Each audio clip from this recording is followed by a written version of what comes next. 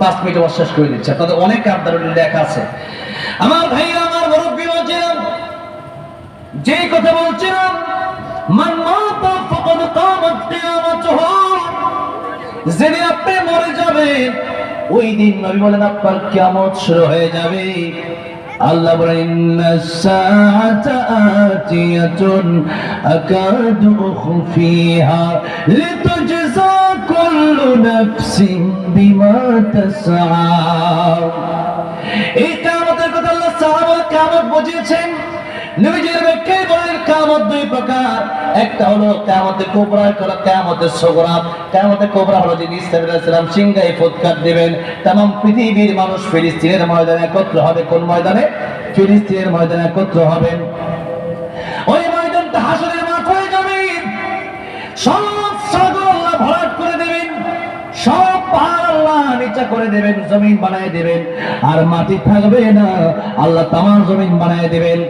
আর সোনার যে দাড়ি আছে ওই দাড়িটার মতো একটা দানি, তার চেয়ে উপরে থাকবে সূর্য, মাথার উপরে সূর্য, আর নিচে হলো গরম তামার জমিন। বলেন তো কষ্ট হবে কি হবে না? সেই দিন বেশি দূরে না। এই মুহূর্তে যদি আপনি মরে যান, আজকে মরতে পারেন কি পারেন না? জোরে বলেন। আজকে আমাদের মরণ হতে পারে কি পারে না? আল্লাহ বলেন ইদা জা আজালুহুম লা ইস্তাখিরুনা সাআতান ওয়া লা ইস্তাকদিমুন। মরণের সময় যখন হয়ে যাবে, 1 সেকেন্ড আগেও হবে না, 1 সেকেন্ড পরেও হবে না, তখনই মালাকুল মউত আজরাইল আমাদের সামনে চলে আসবে। একদিন মাটির ভেতরে হবে ঘর, রে মন আমার কেন বন্ধু দলান ঘর। কথা ঠিক কিনা? এই জন্য মালাকুল মউত যদি আজকে চলে আসে, আপনি মনে করতে পারেন আর 10 বছর পরে আপনার মরণ হবে।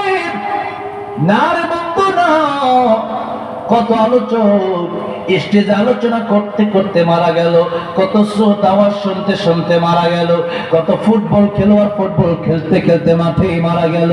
মিরপুর শহীদ বুদ্ধিজীবীতে একবার বুদ্ধিজীবীদের কবর আমি জিয়ারত করতে গেলাম, যেহেতু ওই মাঠে আমার প্রোগ্রাম মিরপুর, ঢাকা মিরপুরে, সেখানে আমি কবর জিয়ারত করতে গেলাম। কবর জিয়ারত করতে করতে একটা সময় দেখলাম একটা কবরে টাইলস করে লেখা আছে ফিরোজ শাহী গানের শিল্পী।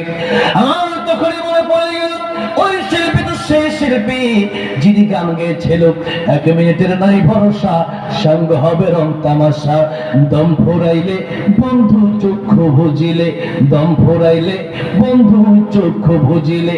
গানটা গাইতেছিলেন, গাইতে গাইতে মাইকটা ছেড়ে স্টেজের ভিতরে শুয়ে পড়লেন। মানুষ ভাবলো কি হলো কি হলো, বুকে হাত দিয়ে দেখে কলব আল্লাহর না, রুহ চলে গেছে রুহুর জায়গায়, ইঞ্জিন চলে গেছে, ডাব্বা পড়ে আছে। ইঞ্জিনটা চইলা গেলে হায়রে হায়রে হায়, ডাব্বাটা পইরা রইবে এই যে দুনিয়ায়।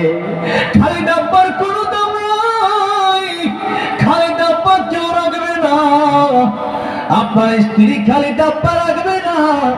রুহ না থাকলে আজকে যদি একটা হাত কেটে যায়, একটা পা কেটে যায়, আজকে আপনি অসুস্থ হয়ে গেলে অনেক স্ত্রী হয়তো আপনার কাছ থেকে চলে যেতে পারে।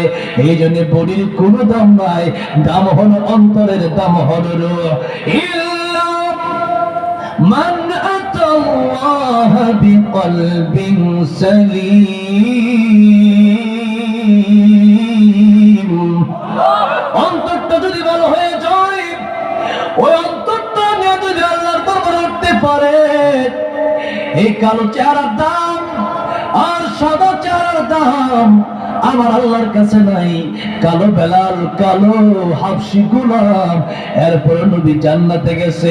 নবী জান্নাতে গিয়া দেখে টক টক টক টক করে হাঁটার আওয়াজ শোনা যায়। নবী ডাকতে বলে জিবরাইল, আমি আসলাম জান্নাতে, কিন্তু কার হাঁটার আওয়াজ শোনা যায়? জিবরাইল ডেকে বলে ইয়া রাসূলুল্লাহ, ইয়া হাবিবাল্লাহ, কালো বেলাল হাঁটে জমিনে, তার হাঁটার আওয়াজ আসে জান্নাতে। চিৎকার মেরে বলা যাবে না সুবহানাল্লাহ। কালো বেলাল কিন্তু তার দাম আছে না নাই? 8 জনের নামে আল্লাহ কোরআনে সূরা নাজিল করলেন। কয়জন? 8 জনের নামে 6 জন নবী আর 2 জন ওলি। একজন মহিলা ওলি মারিয়াম আলাইহিস সালাম, আর একজন পুরুষ ওলি লোকমান আলাইহিস সালাম। নাম কি? লোকমান আলাইহিস সালাম। তিনিও ছিলেন বড় কালো, এত কালো মানুষ, তারপরও তার নামে কোরআনে সূরা, তার প্রশংসা আল্লাহ কোরআনে করলেন। ওয়াইদ ক্বালা লুকমানু লিবনিহি ওয়া হুয়া ইয়াইদুহু ইয়া বুনাইয়া লা তুশরিক বিল্লাহ ইন্নাশ শিরকা লাযুলমুন আযীম। লুকমান আলাইহিস সালাম তার সন্তানকে বললেন, শিরিক করো না, আল্লাহকে বাদ দিয়ে কাউকে সিজদা দিও না, আল্লাহকে বাদ দিয়ে কারো পূজা করবা না, কারণ শিরিক বড় মারাত্মক অপরাধ। শিরিক যদি কেউ করে কবরে যায়, আমার আল্লাহ বলেন সব মাফ করে দেব, শিরিক কিন্তু আমি আল্লাহ মাফ করব না। আল্লাহ নিজে বলেন ইন্নাল্লাহা লা ইয়াগফিরু আন ইউশরাকা বিহি ওয়া ইয়াগফিরু মা দুনা যালিকা লিমান ইয়াশা ওয়া মান يشرك بالله فقد افترى إثما عظيما। আমি আল্লাহ তোমার চাইলে সব গুনাহ মাফ করে দেব, কিন্তু শিরকের গুনাহ আমি আল্লাহ মাফ করব না। সুতরাং যত গুনাহ পৃথিবীতে আছে, সবচেয়ে বড় গুনাহর নাম হলো শিরক। যেমন সবচেয়ে বড় গুনাহর নাম কি? শিরিক। আজকে মুসলমানরা শিরিক করে কি করে না? হিন্দুরা শিরিক করে তাদের মায়ের পূজা কইরা, আর মুসলমানরা তাদের পায়ের বাবার পায়ে সিজদা দিয়া আজকে শিরিক করে কি করে না? আমার আল্লাহর কাছে বড় কষ্ট লাগে তো। আর দুনিয়ার কোন স্বামী তো এটা পছন্দ করে না যে আমার স্ত্রী আমারে বাদ দিয়া অন্য কারো সাথে রাত কাটা, কেউ পছন্দ করে নাকি? আর কোন বাবা কি এটা পছন্দ করে নাকি আমার ছেলে আমার বাপ না ডাকে অন্যরে বাপ ডাকে? কোন বাবা পছন্দ করে নাকি? বাপ যেমন পছন্দ করে না আমার সন্তান আমার এই বাপ ডাকবে, তার কেন বাপ ডাকবে? আমার স্ত্রী আমার এই স্বামী ডাকবে, রাত আমার সাথেই কাটাবে। অন্য কোন পুরুষের সাথে রাত কাটালে তার স্বামী তার মার দেবে কি দেবে না বলেন? তার স্বামী মার দেবে, মেজাজ গরম হয়ে যায়, মেজাজ হট হয়ে যাবে। আমার ভাইরা, আমার বন্ধুগণ, আমার মুরব্বী ওয়াজিরা, যে আল্লাহ রাব্বুল আলামিন বলেন হাল আতাম আলাল ইনসানি হিনুম মিনাদ দাহরি লাম ইয়াকুন শাইআম মাযকুরা। আমি তোমার জিরো থেকে হিরো বানায় দিলাম। সুতরাং আমি আল্লাহর বাদ দিয়ে যখন ওই বাবা তমক বাবা তারা বস্তু বাবা খাজাওয়ার মাঝে গিয়ে যদি তুমি সিজদা দাও, আমি আল্লাহর বরদাস্ত হবে না, আমি আল্লাহ শিরকের গুনাহ ক্ষমা করব না।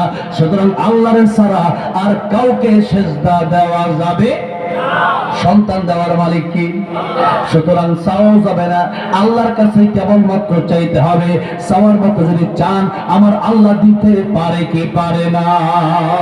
ইব্রাহিম আলাইহিস সালামকে যখন আগুনের ভিতরে ফেলা হবে, জিবরাইল এসে বললেন, পয়গম্বর ইব্রাহিম, আপনি আমার বলে আগুন থেকে বাঁচায় দিন। কিন্তু পয়গম্বর ইব্রাহিম ডাক দিয়া বলেন, জিবরাইল তুমি বাঁচাবা কেন? আমার আল্লাহ কি অন্ধ? আমার আল্লাহ কি আমার দেখে না? আমার আল্লাহ যদি আমি আগুনে পোড়ার কারণে খুশি হয়ে যায়, আমি ইব্রাহিম আগে বলতে বড় নয়, আমি ইব্রাহিম হাজারবার আমার আল্লাহর খুশির জন্য আগুনের ভিতরে জ্বলতে রাজি আছি। চিৎকার মেরে পড়েন সুবহানাল্লাহ।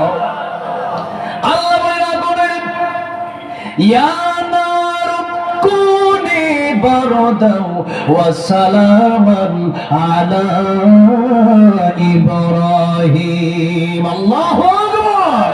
ও আগুন, আমার ইব্রাহিমের জন্য শান্তিদায়ক হয়ে যাও। বেশি গরমও না, বেশি ঠান্ডাও না, এমন শান্তির আগুন হলো।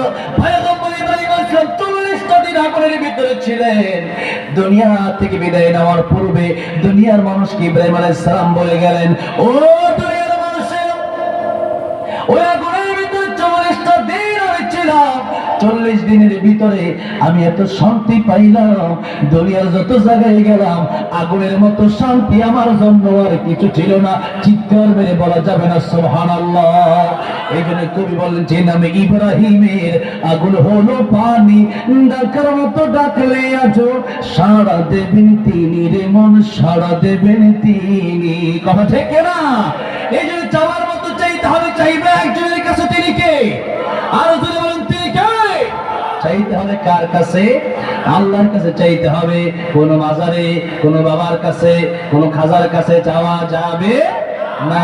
এই জন্য আমার ভাইরা, আমার বন্ধুরা, আমার মুরব্বী, যে কথা বলতেছিলাম, কারো তোলার মাধ্যমে বড় লোক আর গরিবের মাধ্যমে, বংশ বেশি ভালো আর ছোটর মাধ্যমে আল্লাহর কাছে দামি হওয়া যায় না। বরং আল্লাহ বলেন, ইন্না আকরামাকুম ইনদাল্লাহি আতকাকুম, যার অন্তরে আল্লাহর ভয় বেশি সে ব্যক্তি আমি আল্লাহর কাছে দামি। তাহলে এখন বুঝতে হবে, টাকা পয়সা কম থাকলেও সমস্যা নাই, কালো হলেও সমস্যা নাই, গরিব হলেও সমস্যা নাই, বংশ ছোট হলেও কোনো সমস্যা নাই, খাটো হলেও কোনো সমস্যা নাই। যদি আমার অন্তরে তাকওয়া থাকে, যদি আমার অন্তরে আল্লাহর ভালোবাসা থাকে, তাহলে ওই আল্লাহ রাব্বুল আলামিন আমারে ভালোবাসবেন কি বাসবেন না? সুতরাং ওই কবরে যেতে আমাদের যেতে হবে।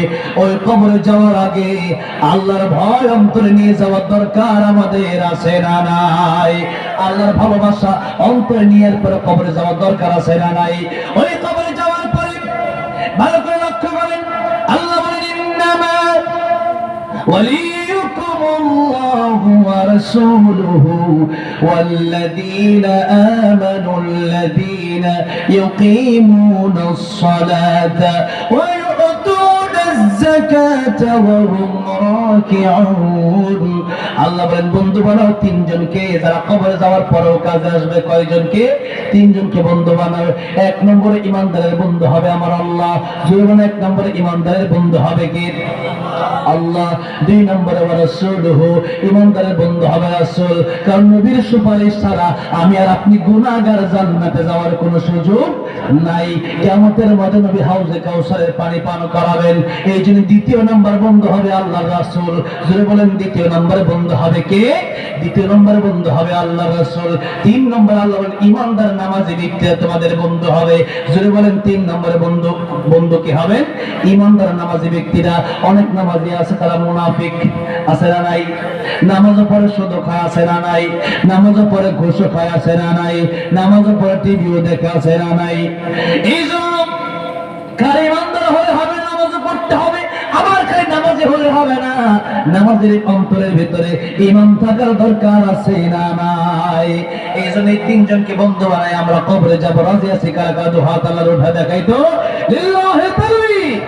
আল্লাহ তাআলা হাত গুলো উঠাইলো, তাদের হাত থেকে তুমি কবরের মঞ্জুর করে নাও, তোমার বন্ধু বানায়া কবরে যাওয়ার ব্যবস্থা তুমি করে দিও। জোরে বলেন আমিন। হাত নামান। আল্লাহ রাব্বুল আমিন এলাকায় তোমার খাস রহমত নাজিল করে দাও, প্রত্যেকই তোমার বন্ধু বানায় নাও। এবার আসেন, আপনাদেরকে সর্বশেষ 7টা কথা আমি বলতে চাই। জোরে বলেন কয়টা কথা? 7টা কথা আমি বলতে চাই। এক নম্বর কথা, কবরের প্রস্তুতি নেওয়ার জন্য শিরক আমাদের ছেড়ে দিতে হবে। কি ছাড়তে হবে? শিরক। এটা জবানের মাধ্যমে হতে পারে, অন্তরের মাধ্যমে হতে পারে, আবার আবার স্বীকৃতির মাধ্যমে হতে পারে। এই জন্য জবানের মাধ্যমে যেরকম বাবার কাছে চাইলেন, এটা হচ্ছে জবানের মাধ্যমে, এই জন্য আল্লাহর কাছে চাইতে হবে। দুই নম্বর, অন্তরের মাধ্যমে বিশ্বাস করলেন, যেরকম আল্লাহর একটা সিফাত আপনি দিয়ে দিলেন নবী। আল্লাহ বলেন, কুল লা ইয়ালামু মান ফিস সামাওয়াতি ওয়াল আরদিল গায়বা ইল্লাল্লাহ। আকাশ জমিনে যা কিছু হয়েছে, যা কিছু হবে, সব কিছুর মালিক, সব কিছু জানেন কে? ওটার গুণ যদি নবীরে দিয়ে দেন। অথবা মনে করেন, আপনারা অনেকেই বলেন জনগণ ক্ষমতার উৎস, এরকম কথা আমাদের দেশে আছে না নাই? এরকম কথা যদি মনে করেন যে জনগণ ক্ষমতার উৎস, না না না। হাসিনাও মনে করেছিল 40 পর্যন্ত থাকবে কমপক্ষে, বড় রাত পর্যন্ত কোন বাপের ব্যাপারে নামাতে পারবে না। এখন হাসিনা কই গেছে? দিল্লি। এখন বলেন তো, ক্ষমতাতে তার নামাইছে, কান্দে নামাইছে কে? জনগণ কে নামাইছে? وتعز من تشاء وتذل من تشاء। আমার ভাইরা, আমার বন্ধুরা, আমার মুরব্বিরা, এই জন্য ক্ষমতার মালিক আমার আল্লাহ, সম্মান দেওয়ার মালিক আমার আল্লাহ, বেইজ্জতি করার মালিক আমার আল্লাহ।